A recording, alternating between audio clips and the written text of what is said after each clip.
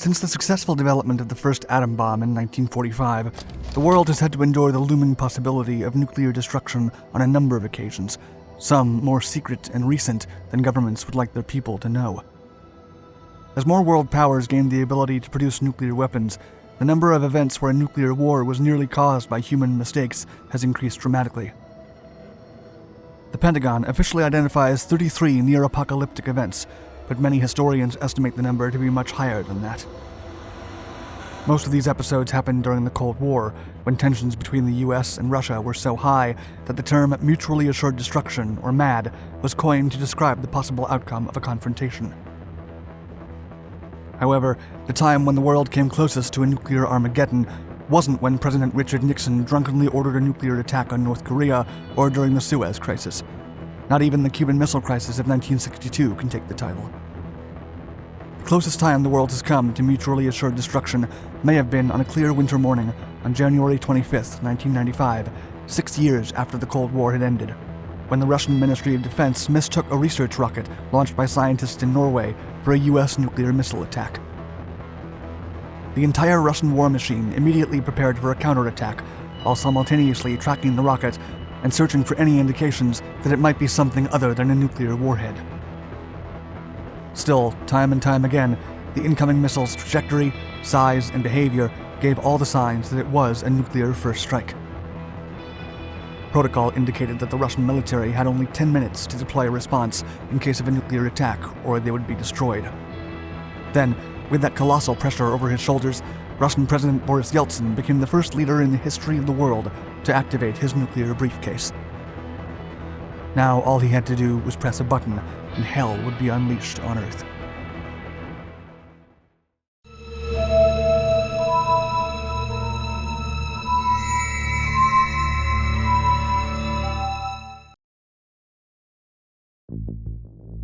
Growing tensions.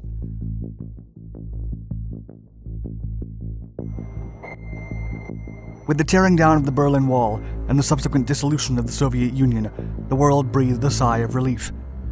After decades of living under the impending shadow of a global apocalypse, many believed that nuclear panic would become a thing of the past. For a few years, relationships between the US and the new Russian Republic did improve dramatically, and populations across the globe began to unwind, throwing fears of a nuclear war to the back of their minds. Nevertheless, by the early 1990s, the tension between the two superpowers started to rise once again. Many former Soviet bloc nations began to suffer horrendous financial episodes that many historians describe as worse than the Great Depression. Riots and constitutional crises then swept through the newly formed Russian Republic. Meanwhile, many of the formerly Soviet satellite states began to align with the Western powers, straining US-Russian relations even further. By 1991, several conflicts arose between Russia and its neighboring countries. Poland, the Czech Republic, and other Eastern European nations gave their backs to Russia and considered joining NATO. Unsurprisingly, the US openly supported the efforts of these countries to align their governments with the philosophy and values of the Western world, and Russia saw the US backing of its dissidents as a threat to its sovereignty and its political interest across the globe. In just a few years, what appeared as a new era of friendly relations between Russia and the US had deteriorated into hostile tensions almost as high as those of the Cold War.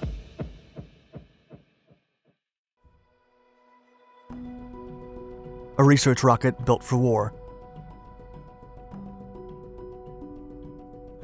After World War II, Canada debuted an ambitious armament program called the Canadian Armament Research and Development Establishment, or CARD. The purpose of the operation was for the northern nation to research and develop new weapon technologies independently in an effort to become more autonomous and rely less on US armament and support. One of the projects produced by CARD was a groundbreaking air-to-air rocket system called Black Brant.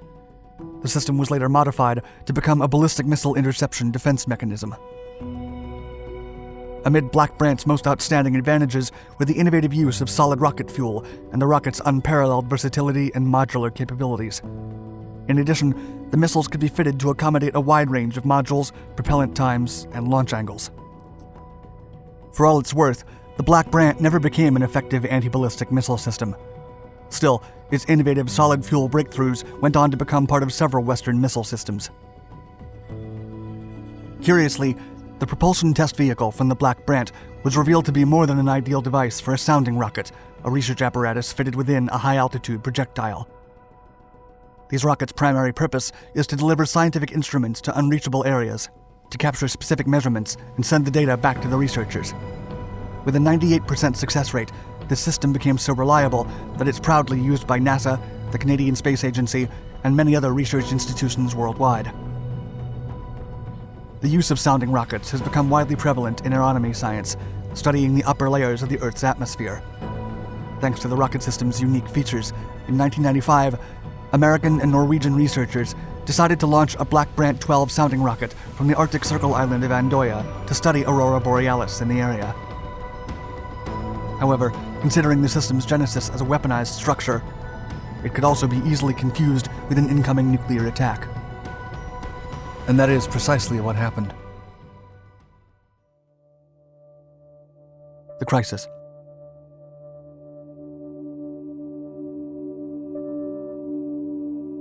Launching a research rocket into space involves a long and methodical process.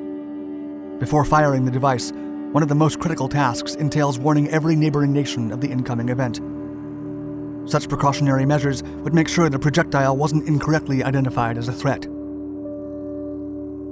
The researchers at the Norwegian facilities adequately complied with this procedure. They warned Russia, the US, and 28 other countries before the launch. However, for some strange reason, Russian radar technicians didn't receive the memo. Some historians blame the political instability in the country and the overbearing bureaucracy in its administration for the warning not making it all the way down to the military defense stations. Be that as it may, on January 25, 1995, the Black Brant 12 sounding rocket was fired from Norway, and in a few seconds, alarms went off in every Russian radar base. The first red flag was its size, as the missile was twice as large as anything launched by Norway before. The Russian Ministry of Defense went into emergency mode as experts continued to measure the incoming projectile. The missile's trajectory, speed, and shape matched all the Russians' expectations as to what a preliminary nuclear ballistic rocket would look like. In addition, the Russians could not pinpoint the precise location the rocket deployed from. All they could tell was that it was launched from somewhere off the northern coast of Norway. Strategists knew that this zone was precisely where the US would fire their Trident III nuclear missiles if they wanted to attack Russia. The rocket's path also suggested that Moscow was a possible target, and its high altitude also corresponded with an EMP strike. In a nuclear attack scenario, a preemptive thermonuclear missile would be detonated in the atmosphere above the target country. The blast would serve as an EMP wave that would render all radio sensors and radar technologies useless to facilitate the success of the subsequent onslaught of nuclear missiles. As the modular rocket separated in space, it looked to the Russians as a multiple re-entering vehicle capable of delivering several nuclear warheads from the same rocket.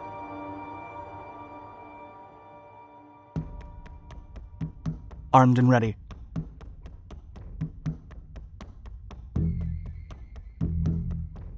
The Russian government doctrine dictated that the president had only 10 minutes to authorize a retaliation before it would be too late. Nuclear submarines and underground silos were immediately ordered to prepare for a massive attack on Western targets. Launch technicians across Russia then inserted their nuclear keys and prepared to press the button at the sound of the attack command. The Chaget, or Russian nuclear code briefcase, was quickly delivered to President Boris Yeltsin. This unique device allows the leader of Russia to authorize the launching of its atomic arsenal from anywhere in the world. As the clock ticked, something happened that had never happened before or since in the history of humanity.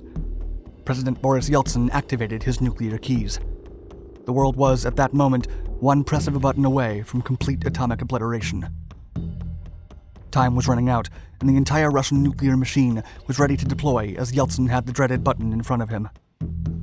The Russian Ministry of Defense ardently pressured the president for immediate retaliation, and the fate of humankind rested on one man's finger. Never before had the world been closer to Armageddon. Then, when there were only 2 minutes left before the time ran out, radar technicians finally realized the missile's trajectory was headed for the sea, and the Russian nuclear arsenal became dormant once again. Thank you for watching our video. What do you think the likelihood is of nuclear war today?